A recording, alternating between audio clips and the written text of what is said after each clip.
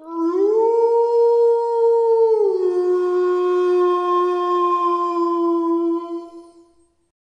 Friends, ఇంకొక కొత్త horror స్టోరీతో మీ ముందుకు వచ్చేసాను. ఈ స్టోరీ చాలా ఇంట్రెస్టింగ్గా ఉంటుంది. సో వీడియో మొత్తం చూసి మీకు నచ్చితే వీడియోని లైక్ చేసి మా ఛానల్ని సబ్స్క్రైబ్ చేసుకొని పక్కనున్న బెల్ సింబల్ యాక్టివేట్ చేసుకోండి. ఇక లేట్ చేయకుండా స్టోరీలోకి వెళ్ళిపోదాం. అప్పుడే గాఢ నిద్రలోకి వెళ్ళిన సంధ్యకి తన చెవిలో ఏవో మాటలు వినిపిస్తున్నట్టు అనిపిస్తోంది. అది అర్ధరాత్రి 2:17 మెల్లిగా మెలకు వచ్చి లేచేసరికి ఆ వినిపిస్తున్న మాటలు ఆగిపోయాయి. బెడ్రూమ్ లైట్ ఆన్ చేసి పక్కనున్న వాటర్ బాటిల్లో నీళ్లు తాగుతూ ఉంటే చీకటిలో కిచెన్లో నుండి ఎవరో సంధ్యని చూస్తున్నట్టు అనిపించి కొంచెం డిస్టర్బ్డ్గా అనిపించి అటువైపు చూసింది. మొబైల్ తీసి అలీకి కాల్ చేసి ఒకసారి పైకి రండి అని పిలిచింది. వెంటనే అలీ ఫస్ట్ ఫ్లోర్లో ఉన్న సంధ్య దగ్గరికి వెళ్ళాడు. ఏం జరిగింది మేడం అని అలీ అడగ్గా, సంధ్య ఎవరైనా నీ రూమ్లో కానీ కింద కానీ తిరుగుతున్నట్టు అనిపించిందా అలీ అని అడిగింది. లేదు మేడం, ఇప్పుడే కేస్ నోట్స్ రాసి ఇలా పడుకోబోతున్నాను, మీరు కాల్ చేశారు అని అన్నాడు. మన పక్కనున్న బిల్డింగ్లో ఎవరూ లేరా అని అడిగింది సంధ్య. లేరు మేడం, అందులో చాలా డెడ్ బాడీస్ కుళ్ళిపోయి ఉన్నాయట. ఈ ఊరు రాగానే నాకు ఫస్ట్ చెప్పింది మన పక్కనున్న బిల్డింగ్ కేసు గురించే. ఈ ఏరియాలో మనకి ఎక్కడ రూమ్ దొరకలేదు. మనం ఇప్పుడు స్టే చేస్తున్న బిల్డింగ్కి దగ్గరలో జనాలు కూడా ఎవరూ ఉండరు అని అలీ చెప్పాడు. జనాలెవరూ ఉండరా? ఎందుకుండరు అని అడిగింది సంధ్య. అందుకు అలీ, మన పక్కన ఉండే బిల్డింగ్లో ఒకప్పుడు కొంతమందిని బానిసలుగా చేసుకుని హింసించే ప్లేస్ అంట. అక్కడి నుండి వెళ్ళిపోతున్నప్పుడు ఆ బానిసలందరినీ ఆ బిల్డింగ్లోనే హింసించి చంపేశారట. చాలా దశాబ్దాల నుండి దీన్ని ఎవరూ టచ్ కూడా చేయలేదు. ఈ బిల్డింగ్ని గవర్నమెంట్ కూడా పట్టించుకోకుండా వదిలేసింది మేడం. లోపల డెడ్ బాడీస్ అలానే కుళ్ళిపోయి ఉండిపోయాయి. మనం రేపు వెళ్లాల్సింది కూడా ఆ బిల్డింగ్లోకే అని చెప్పాడు అలీ.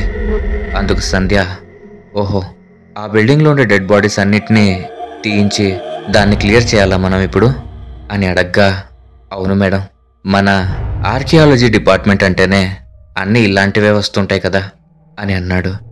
సరే అలీ, ఇక నేను పడుకుంటాను, నువ్వు కూడా వెళ్ళి పడుకో, పొద్దున వర్క్ ఉంది అని చెప్పి ఎవరి గదులలో వారెళ్ళి పడుకున్నారో. మరుసటి రోజు పక్కన ఉండే బిల్డింగ్లోకి ఎంటర్ అవుతూ అలీ నమాజ్ చేస్తూ సంధ్యతో పాటు లోపలికి అడుగు పెట్టాడు. లోపలంతా బ్యాడ్ స్మెల్ వస్తుండడంతో మాస్క్స్ పెట్టుకొని ఆ డెడ్ బాడీస్ అన్నింటినీ ఉంచిన రూమ్లోకి ఎంటర్ అయ్యారు. లోపలంతా కుళ్ళిపోయిన వాసనతో చిందరవందరగా పడి ఉన్న డెడ్ బాడీస్ని చూస్తుంటేనే సంధ్యకి మాటలు రావట్లేదు. ఈ బాడీస్ అన్నింటినీ తీయించడానికి లేబర్ని పెట్టావా అని సంధ్య అలీని అడిగింది. అవును మేడం, బయట ఉన్నారు, రమ్మంటే వస్తారు అని అలీ అన్నాడు. అందుకు సంధ్య, ఒక రూమేగా, మార్నింగ్ దాటేసరికి క్లియర్ చేసేయచ్చు అని సంధ్య అంటుంటే అలీ, లేదు మేడం, మొత్తం 18 గదులు, అన్ని గదుల్లో డెడ్ బాడీస్ ఉన్నాయంట అని అన్నాడు. 18 గదులా?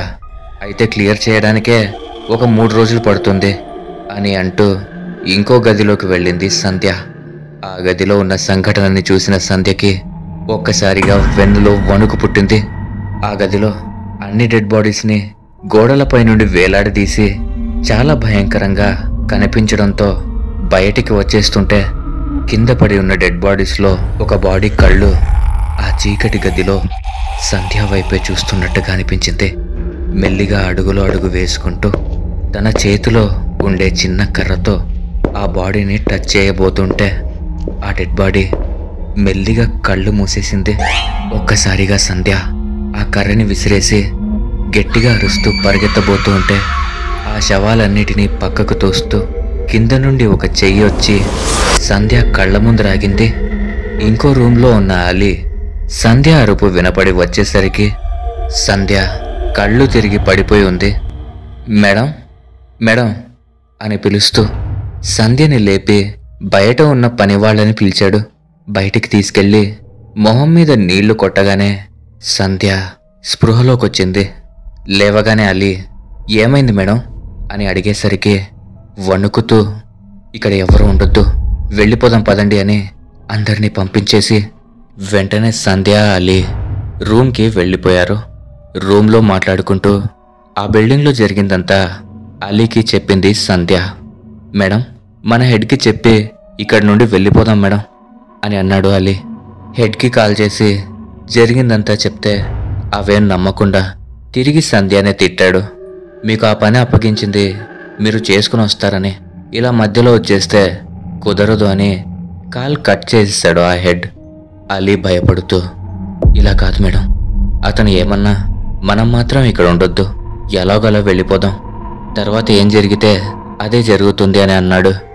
ఇక సంధ్య సరే అలీ, ఇప్పటికే నైట్ అయిపోయింది, రేపు మార్నింగ్ లేవగానే వెళ్ళిపోదామని లగేజ్ సర్దుకోమంది.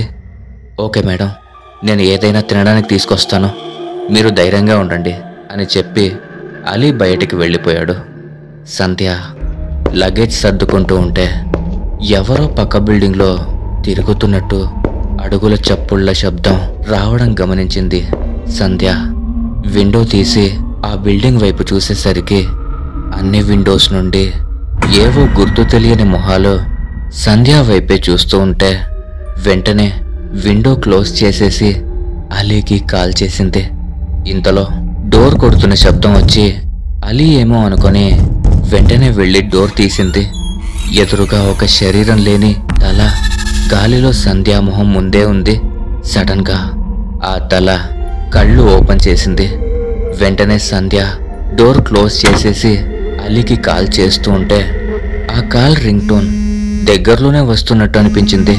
ఆ సౌండ్ వస్తున్న వైపు చూస్తే పక్కన ఉండే బిల్డింగ్లోకి ఏవో భయంకరమైన కొన్ని చేతులు అలీని లాక్కుంటూ వెళ్ళిపోతూ ఉన్నాయి. అది చూసిన సంధ్య కళ్ళలో భయం డబుల్ అయింది.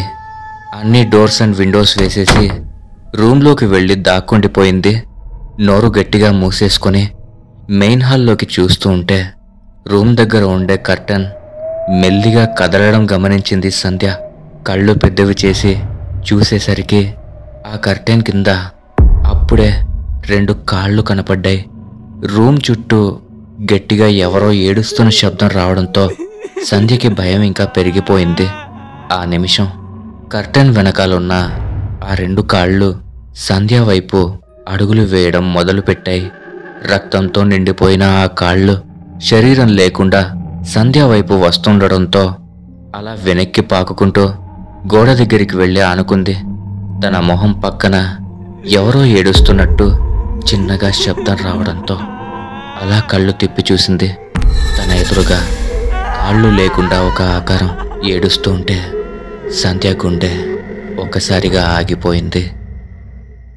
ఓకే ఫ్రెండ్స్, ఈ స్టోరీ కనుక మీకు నచ్చినట్లయితే ఖచ్చితంగా ఈ వీడియోని ఒక లైక్ చేసి మీ అభిప్రాయాలను కామెంట్ చేసి మీ స్నేహితులు మరియు బంధువులతో షేర్ చేసుకోండి. అలాగే మా ఛానల్ని సబ్స్క్రైబ్ చేసుకొని పక్కనున్న బెల్ సింబల్ని యాక్టివేట్ చేసుకోండి. Thanks for watching.